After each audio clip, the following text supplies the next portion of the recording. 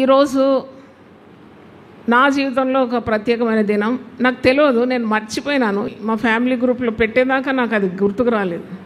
అదేంటంటే నా ప్రథమ కుమార్తె తారా చెరియన్ మరణించిన దినం. ఇది ప్రభు సన్నిధికి చేరుకున్న దినం.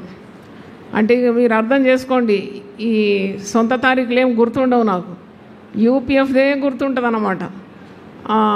మరి ఈరోజు అది కోయిన్సైడ్ అయింది, తారా చెరియన్ 40th డెత్ యానివర్సరీ. చాలా అందమైన పాప దేవుడు తీసేసినాడు, కానీ ఎంతోమంది అందమైన పాపలను బాబులు నాకు కోకొల్లలు ఇచ్చినాడు, ఎంతోమందిని ఇచ్చినాడు. తారా ప్రభు సన్నిధి చేరినప్పుడు మొత్తం నేను కృంగిపోయినాను, కృషించిపోయినాను, ఇంకా అసలు లేవలేను అనుకున్నాను. బ్యాంక్లో పనిచేస్తున్న సమయం అది అయిపోయి నా మైండ్ ఇంకా పనిచేయదు. 2+2 4 అనటానికి కూడా వీలు కాదు. నేను చాలా తొందరగా టోటల్స్ చేసేదాన్ని, నాకేమీ క్యాల్కులేటర్ అవసరం లేదన్నమాట. ఇప్పుడు కూడా చేస్తాను, ఇట్లా ఎన్ని వరుసలైనా చేసుకుంటూ వెళ్ళిపోతాను. మరి పాప చనిపోయిన తర్వాత మొత్తం బ్లాక్ అయిపోయింది నా తలకాయ, పనిచేయడం లేదు, తల దూసుకోవడానికి కూడా ఇష్టం లేదు, ముఖం కడుక్కోవడానికి ఇష్టం లేదు, కుప్పగూలిపోయాను అన్నమాట. ఎందుకంటే ఆమెనే నాకు సమస్తం ఉండింది. అంటే అంత అద్భుతమైన అందమైన చాలా జ్ఞానయుక్తమైన చిన్న బిడ్డ. 4 సంవత్సరాల్లో 4 భాషలు మాట్లాడేది, హిందీ, ఇంగ్లీష్, తెలుగు, మలయాళం, ఇట్లా ఏకధాటిగా మాట్లాడేది. ఒక్కసారి హఠాత్ మరణం ద్వారా దేవుడు మరి లోకం నుండి నా చూపు దేవుని వైపు తిప్పినాడు కదా. దేవునితో చూడలేదు అప్పటిదాకా దేవుడెవరో నేనెవరో. నేను లోకాన్నే చూస్తున్నప్పుడు మెడలు బట్టి వంచి ఆయన తట్టు తిప్పుకున్నాడు నన్ను, అదే నా సాక్ష్యం. మరి నాకు సంతోషం. మరి ఈరోజు కోయిన్సైడ్ అయింది, తారా మరణించి 40 సంవత్సరాలు.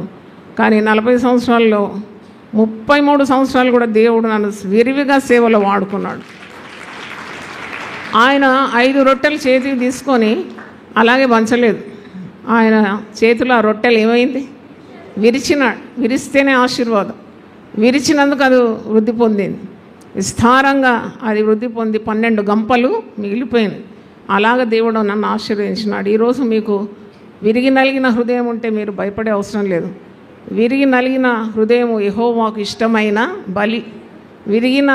నలిగిన హృదయానికి యెహోవా సమీపస్తుడు.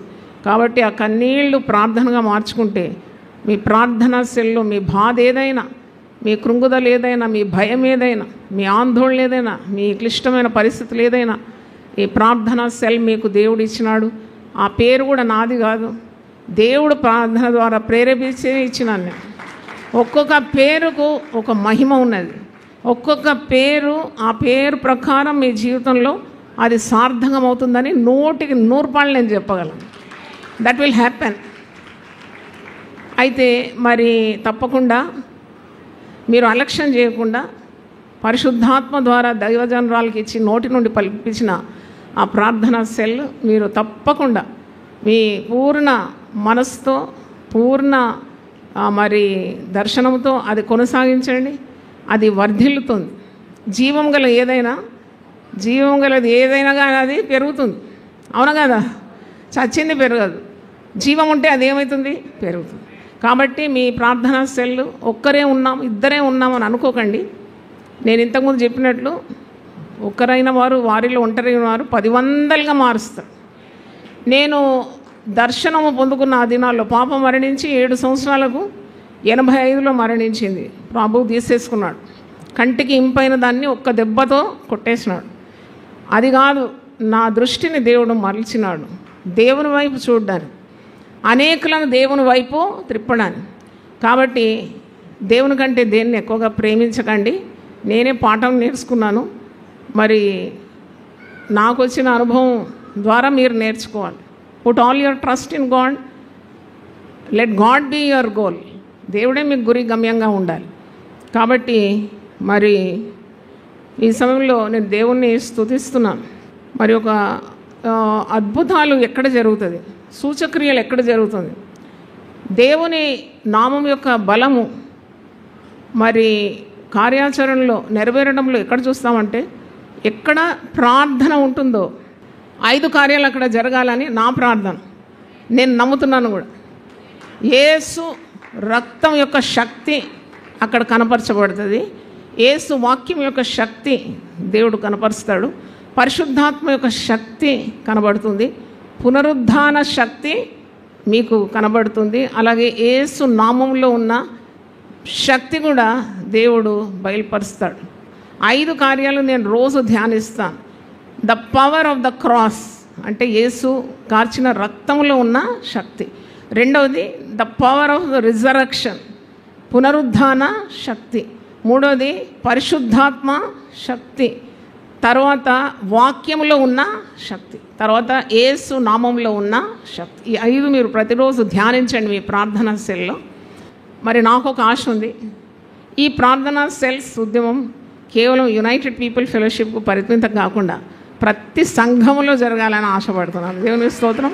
Let every church catch this vision. ఇది చాలా గొప్ప దర్శనం. ప్రతి సంఘం కూడా అందుకోవాలని నేను ఎంతో ప్రార్థిస్తున్నాను. అలాగనే కదా ఉద్యమం వ్యాపించాలి.